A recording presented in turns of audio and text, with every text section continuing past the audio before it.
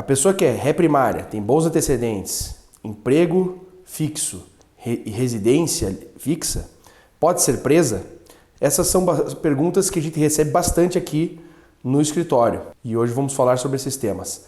Eu sou Geraldo Tadeu Jorge Filho, sou advogado criminalista aqui na Agulhã Advogados.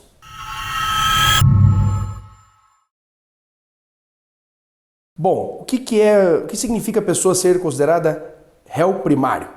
Réu primário é aquela pessoa que nunca se envolveu com nenhum tipo de crime, não possui nenhuma condenação anterior transitada em julgado. Então, por exemplo, aquela pessoa que responde hoje a vários processos criminais e não teve nenhuma condenação definitiva é considerada primária. Somente será considerado reincidente e quando a pessoa, digamos, perde a condição de primária, ela vai ser considerada reincidente, que seria aquela pessoa que comete um crime depois de uma condenação definitiva por outro crime.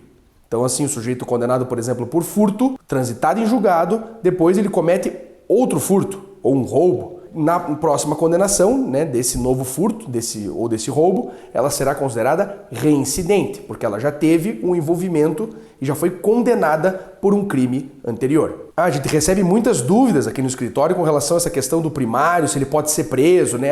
Eu tive um amigo que foi preso e ele é primário, ele continua preso. Pode, doutor? A pessoa, tem residência fixa, tem emprego, tem bons antecedentes, é primário e continua presa. Isso tá certo? Então, se estiverem presentes os requisitos para uma decretação de uma prisão preventiva, de uma prisão temporária, sim, ele poderá continuar preso. Então depende muito das circunstâncias, do caso concreto e da fundamentação utilizada pelo juiz na decretação, na manutenção, por exemplo, de uma prisão. Se estiverem presentes os requisitos, como, por exemplo, garantia da ordem pública, conveniência da instrução criminal, garantia da aplicação da lei penal, da ordem econômica, que são os requisitos da prisão preventiva, sim, uma pessoa primária com bons antecedentes poderá ser mantida presa, poderá ter prisão preventiva decretada.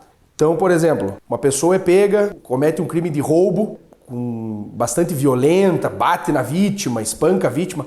Logicamente, todo crime de roubo, os crimes de roubo variam conforme a intensidade da gravidade. Tem crime de roubo que é só uma voz de assalto, por exemplo. Tem outros que o cara utiliza uma arma de fogo, aponta na cabeça da vítima, bate na cabeça da vítima. Então, assim, varia o grau de intensidade. Então, por exemplo, se um crime de roubo bastante grave, que a vítima foi espancada e no momento da subtração, o sujeito pode ser preso e a sua prisão preventiva pode ser decretada para a garantia da ordem pública, em razão da gravidade, né, do modus operandi, da forma de execução com que esse roubo foi praticado. Então, sim, mesmo o sujeito sendo primário, poderá ter mantido a sua prisão preventiva para a garantia da ordem pública, nesse nosso exemplo. Um caso muito comum no tráfico de drogas também, que é o sujeito primário, mas é pego com uma enorme quantidade de drogas, fazendo um transporte envolvendo batedores, com compartimentos específicos no veículo, né? Então, o sujeito que é pego dessa forma, um tráfico entre estados, poderá ter a sua prisão preventiva decretada para a garantia da ordem pública em razão desse modus operandi, dessa sofisticação no modus operandi, que demonstra uma gravidade, né, uma periculosidade do sujeito, que dá indícios de que ele está envolvido com o narcotráfico, por exemplo, da região, entre estados. Então, nesses casos, é muito comum, mas assim, o fato do sujeito ser mula não justifica por si só uma prisão preventiva.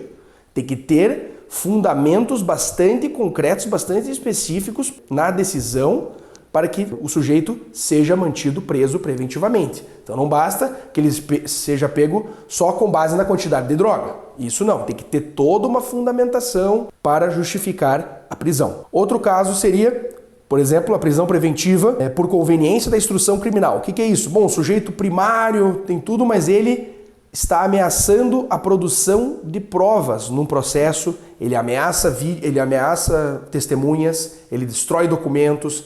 Então, como ele está ameaçando a coleta de provas, a sua prisão preventiva será decretada por conveniência da instrução criminal. Então, um caso mais recente, no caso da Operação Lava Jato, teve um dos réus que teve sua prisão preventiva decretada porque ele estava destruindo documentos, provas, papéis, tudo, no momento que ele estava sendo investigado. Então, ele estava sendo uma ameaça para a produção de provas no processo.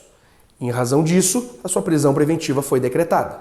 Outro fundamento para a decretação de uma prisão preventiva é a garantia da aplicação da lei penal. O que é isso? O sujeito é réu primário, por exemplo, preso, foi solto, mas há indícios de que ele vai fugir. Por exemplo, vai fugir do país, vai fugir da cidade. Não significa que ele não está sendo encontrado. Uma coisa, por exemplo, a pessoa não é encontrada para ser citada num processo. Isso por si só demonstra fuga? Não. Isso por si só não demonstra fuga. Tem que ter indícios concretos, né, que o sujeito está tentando se evadir do distrito da culpa, que eles chamam, né? Está tentando se evadir da cidade onde estão ocorrendo as investigações. Então, se tiver indícios de que ele está tentando se evadir, que ele vai se evadir, por exemplo, que ele não é mais encontrado em nenhum lugar, que ninguém sabe mais dele, que outras pessoas dizem que ele se mudou.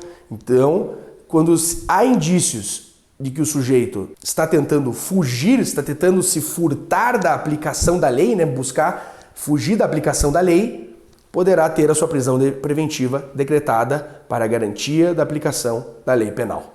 Então, assim, pessoal, essas são as condições para a decretação de uma prisão preventiva. Isso é bem diferente, independente do réu ser primário ou não. Isso que tem que ser entendido. Por quê? Porque se estiver presente, mesmo sendo primário ou não, o réu poderá ser preso preventivamente. Por exemplo, num caso de um sujeito primário que responde a diversos processos criminais ou diversos inquéritos policiais, poderá ter sua prisão preventiva decretada? Sim, poderá, porque o juiz poderá considerar que a pessoa tem um envolvimento habitual com o crime, de modo que ela é uma ameaça para a ordem pública, ela é uma pessoa perigosa, porque ela, em liberdade, está envolvida no cometimento de muitos crimes, embora seja primária, embora não tenha nenhuma condenação ainda. Então, a prisão preventiva poderá ser decretada nesse caso para a garantia da ordem pública. Uma coisa é motivos para a prisão preventiva, uma coisa é ser réu primário. O que o réu primário teria de benefícios, por exemplo? Seria na aplicação da pena. O sujeito, quando ele é primário, ele não sofre um aumento de pena na segunda fase da dosimetria.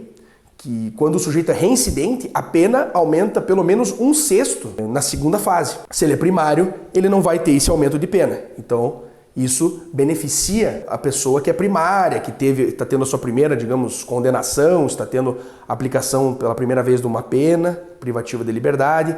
Então, esse é um benefício para o réu primário. Mas isso, repito, não tem nada a ver com os motivos da prisão preventiva. Então, sim, uma pessoa primária, com bons antecedentes, residência fixa, todas as condições pessoais favoráveis, ela pode continuar presa, ela pode ser presa preventivamente. Mesmo entrando com habeas corpus, mesmo entrando, com pedido de revogação de prisão preventiva, poderá ser mantida a sua prisão. Por quê? Porque estão presentes os requisitos. Mas os requisitos eles têm que ser atuais, eles têm que ser contemporâneos à situação. O sujeito não pode ficar preso indefinidamente, Então, tem que ter um prazo considerado, levando as circunstâncias do processo, o andamento do processo, ou das investigações. Então, tudo isso tem que ser levado em consideração pelo juízo. Na hora da manutenção, a prisão preventiva ela tem que ser revisada a cada 90 dias. Então, a pessoa presa hoje, daqui 90 dias, o juiz obrigatoriamente vai ter que analisar a sua situação prisional para ver se mantém ou solta.